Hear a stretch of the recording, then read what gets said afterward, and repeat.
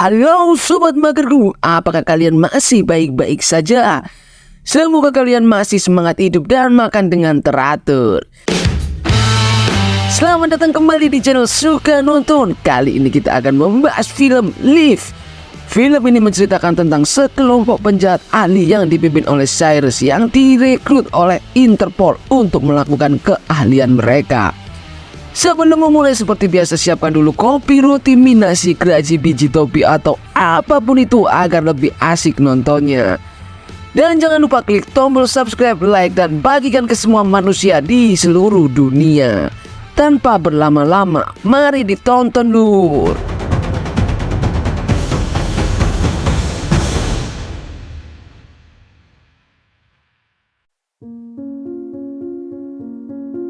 Di awal cerita terlihat sebuah acara pelelangan sebuah karya seni yang berada di Kasongan, Bantul. Tampak seorang lelaki kecil asli Gunung Kidul dengan percaya diri mengikuti acara tersebut. Dia adalah Cyrus. Pelelangan yang sedang berlangsung ini diawasi oleh agen Interpol yang dipimpin oleh mbak-mbak bernama Abby, karena ternyata Cyrus adalah pencuri kelas berat alias kelas kakap yang diduga akan melakukan aksinya di tempat itu. Pelelangan itu pun berlangsung dengan hikmat. Yang dilelang merupakan sebuah topeng unik di mana pengkaryanya juga didatangkan. Ia sangat misterius dan selalu memakai topeng, sebut saja Pak Gob.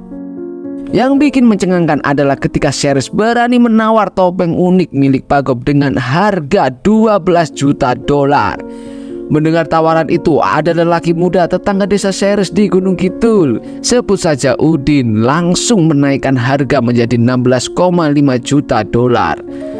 Tentu hal ini membuat Cyrus tidak terima. Akhirnya topeng itu ditutup dan dimenangkan Cyrus di harga 20 juta dolar. Setelah pengumuman kemenangan Cyrus, tiba-tiba lampu dan listrik mati lur. Ternyata ini semua adalah rencana Cyrus dan teman-temannya. Tampak Cyrus berusaha lari dijemput teman-temannya menggunakan kapal boot. Ia mengajak Pak Gob untuk ikut dengannya agar tetap bisa melakukan transaksi. Interpol yang mengetahui hal itu berusaha mengejar Cyrus dan gengnya. Namun dengan mudah Cyrus lolos dari kejaran Interpol. Setibanya di kapal pesiar, Cyrus menepati janjinya membayar karya Pak Gob seharga 20 juta dolar. Setelah itu mereka berpesta bersama, menari dan bernyanyi sampai pagi sambil minum tua dan arak cap kupu-kupu. Keesokan harinya ada sebuah berita yang mencengangkan. Ternyata kepergian Pak Gob dari lokasi pelelangan dianggap hilang karena diculik. Pak Gob yang lihat dunia dalam berita pagi akhirnya sadar kalau sebenarnya dirinya diculik oleh Cyrus dan teman-temannya. Hal ini membuat hati Pak Gob ketar-ketir. Dia beranggapan bahwa dirinya akan dicabuli dan dimutilasi. Namun Cyrus menjelaskan tujuan dia menculik Pak Gob adalah agar hal ini menjadi viral dan diberitakan kemana-mana secara gratis, sehingga karya Pak Gob menjadi tinggi harganya. Ia mencontohkan lukisan Mona Lisa yang awalnya harganya biasa saja, namun setelah hilang diculik harganya menjadi naik tinggi. Benar saja, hilangnya Pak Gob membuat karya-karyanya di NFT naik sangat tinggi hingga menunjukkan harga 89 juta dolar. Disinilah Cyrus menyampaikan tujuannya, di mana dia meminta komisi 40% dari penjualan karya-karya Pak Gob. Kecil-kecil cabai hijau ini si Cyrus.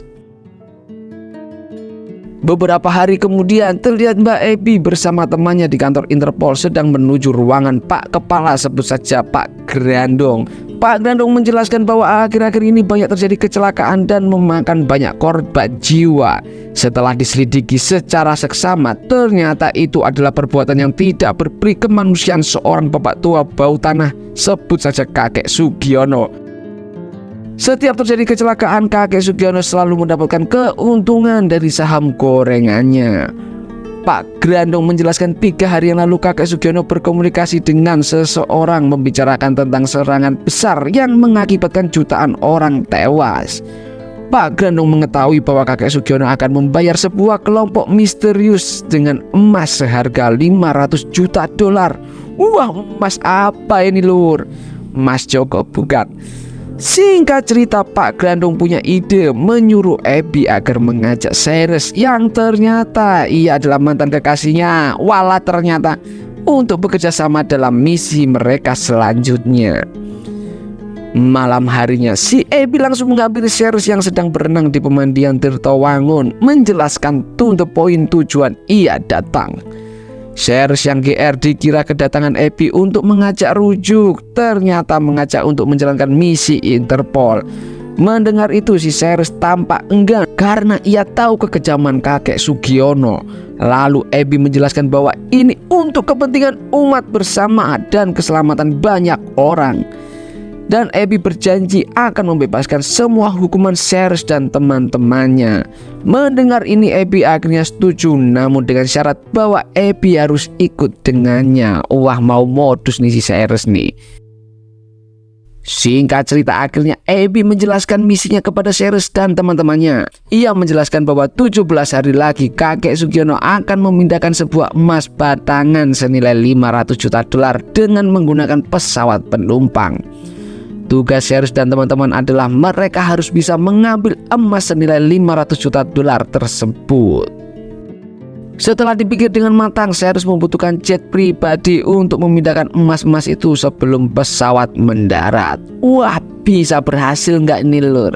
Sebelum kita lanjutkan, klik subscribe, like, dan bagikan ke seluruh warga Indonesia ya lur. Lanjut, Cyrus teringat bahwa tetangganya si Udin yang waktu itu memiliki pesawat jet. Tanpa basa-basi mereka pun langsung mendatangi si Udin. Benar saja, si Udin memiliki pesawat jet yang sangat mewah dengan fitur dan fasilitas yang lengkap. Karena Udin takut dengan polisi sejak kecil, akhirnya ia mengizinkan untuk dibawa beberapa hari ke depan. Ia berpikir akan ditangkap kalau tidak meminjamkan pesawatnya. Persiapan dimulai. Cyrus dan tim menyiapkan semua dengan matang, membagi tugasnya masing-masing. Roni, teman Cyrus, mencari bagaimana cara untuk bisa membobol berangkas. Dwi berlatih mengendarai pesawat dengan tenang berada di bawah pesawat lainnya untuk mendapat sinyal dan agar visibilitas pesawat agar tetap stabil. Cyrus menyuruh Tono untuk membongkar NFT Pakop yang ia beli untuk menempelkan semua pada jet dan membuatnya sedemikian rupa agar tak terlihat. Tidak ketinggalan Pak Syahrul berakting layaknya seorang bapak-bapak kesepian membawa barang yang dibutuhkan. Sedangkan Cik Leha mencari cara agar bisa memasuki sistem pesawat dan membuat semua rencana berjalan dengan lancar. Namun karena alat penghilang radar yang digunakan mereka yaitu APS-B jika digunakan bersamaan dalam dua pesawat akan terdeteksi. Abby akhirnya teringat memiliki kawan yang bisa menyelesaikan itu. Lalu ia mengajak Cyrus bertemu orang itu. Dalam sebuah warung kopi, Abby dan Cyrus bertemu dengan teman Abby yang bernama Haryono. Haryono adalah seorang traffic controller di pesawat. Awalnya Haryono tidak mau menolong dengan alasan ia tidak peduli dengan masalah mereka berdua. Namun setelah diiming-imingi uang 1 juta dolar, baru Haryono mau dengan tertawanya yang sangat pahit. Dasar mata duitan. Setelah semua persiapan berjalan dengan baik, barulah Abby mengajak Cyrus bertemu dengan atasannya Pak Grandong. Di sini Pak Grandong bercerita informan yang memberi mereka informasi ditemukan mati dengan kondisi tubuh dimutilasi. Cyrus yang mendengar itu menjadi ketakutan dan ingin mundur dari misi ini. Namun Cyrus teringat teman-temannya jika di penjara. Akhirnya ia memutuskan tetap maju. Jadi dilematis nih Cyrus nih. Belum lama mendengar kematian informan Pak Grandong yang membuat Cyrus takut. Kali ini Cyrus mendengarkan berita jika terjadi banjir besar di wilayah Pakem dan menelan banyak korban. Ternyata yang membuat banjir ini adalah kakek Sugiono yang bekerja sama dengan kelompok penjahat misterius itu demi menaikkan saham gorengannya. Karena Cyrus tidak mau teman-temannya koit, Cyrus menyuruh teman-temannya stop melanjutkan misi ini.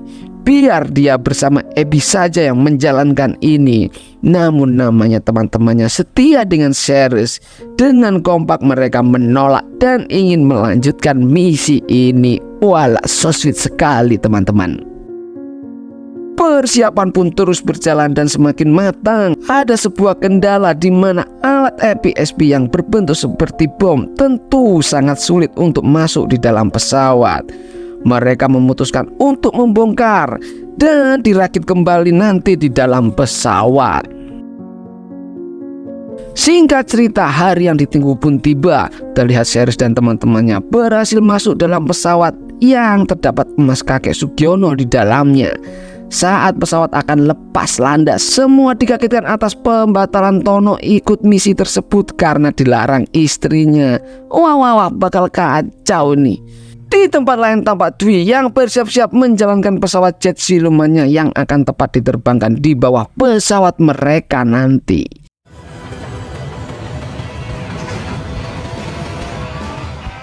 Singkat cerita, Haryono yang mendapat tugas sebagai tukang traffic control pesawat memberikan informasi kepada pilot akan terjadi turbulence, di mana sebenarnya getaran itu adalah dampak sinyal dua pesawat yang bertabrakan.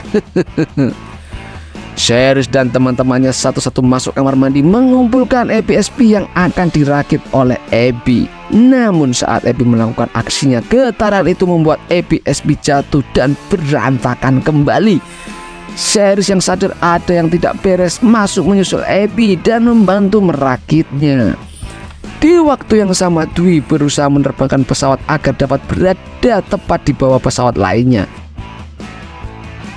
Sedangkan Roni masih berusaha membobol berangkas yang ada di pesawat itu. Merasa ada yang aneh, anak buah Sugiono memaksa pramugari dan mengancam untuk bisa masuk di dalam kokpit. Tentu tahu hal itu, Seris dan Abby mencegah dan terjadilah keributan.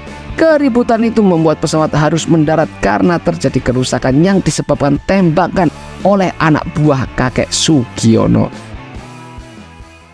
Singkat cerita, setelah mendarat, Seris dan kawan-kawannya disandra oleh anak buah kakek Sugiono dan mereka menelepon kakek Sugiono menceritakan apa yang sedang terjadi. Akhirnya mereka memutuskan melanjutkan perjalanan sekaligus membawa Sandra menggunakan pesawat jet siluman yang dikendarai Dwi. Namun karena kelebihan muatan, akhirnya Roni ditinggal dan akan dibunuh. Kejam banget. Pak Grandong mendengar kabar itu dan dia akhirnya meminta bantuan NATO untuk menghentikan pesawat jet siluman. Singkat cerita, terlihat Dwi dengan mahir membawa pesawat meliak-liuk mengendarai secara ekstrim bermaksud melepas mode jet pesawat siluman mereka. NATO yang berhasil menemukan pesawat itu ingin menembaknya lur karena perintah Pak Grandong. Untung ada Haryono yang masuk ke radar menjelaskan bahwa terdapat rakyat sipil yang disandra di dalamnya. Namun Pak Grandong ngeyel lur, ia tetap memerintahkan NATO untuk menembaknya. Untuk Abby dan Seris yang berhasil menghajar anak buah kakek Sugiono dibantu oleh Dwi membalikkan pesawat agar NATO tahu kondisi di dalamnya, beserta ada sebuah tulisan dari Abby.